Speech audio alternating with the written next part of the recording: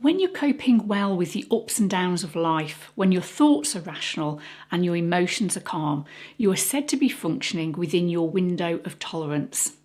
The window of tolerance was originally described by Dr. Dan Siegel as the optimal zone of arousal.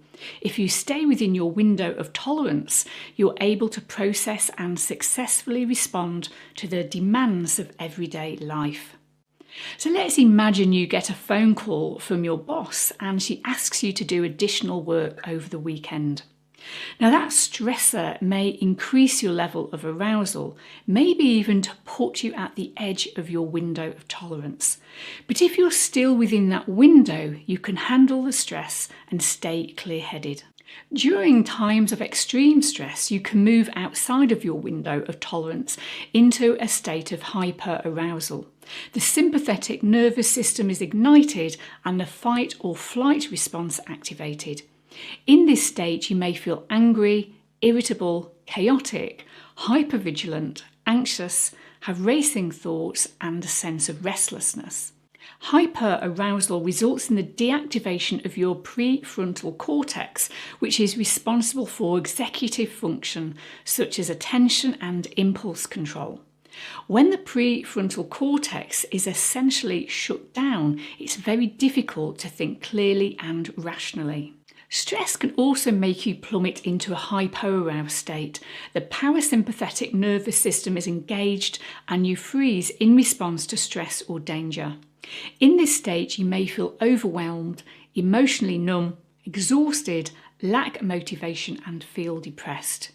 Your body posture may collapse or curl up in a ball and you may disconnect or dissociate in order to cope. So in the hypoaroused state, you have essentially shut down.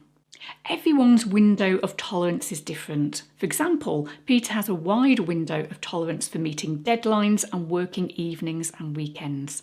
Peter can tolerate the intensity of work well and the associated emotions.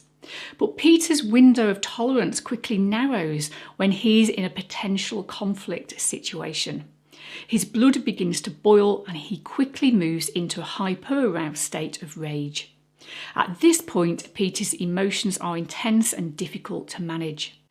We all have different windows due to factors such as childhood experiences, social support, coping skills, and our neurobiology. For example, trauma survivors often have narrow windows and tend to spend a lot of time in a hyper or hypo-aroused state. Now, the good news is that you can widen your window of tolerance and therefore increase your ability to manage stress.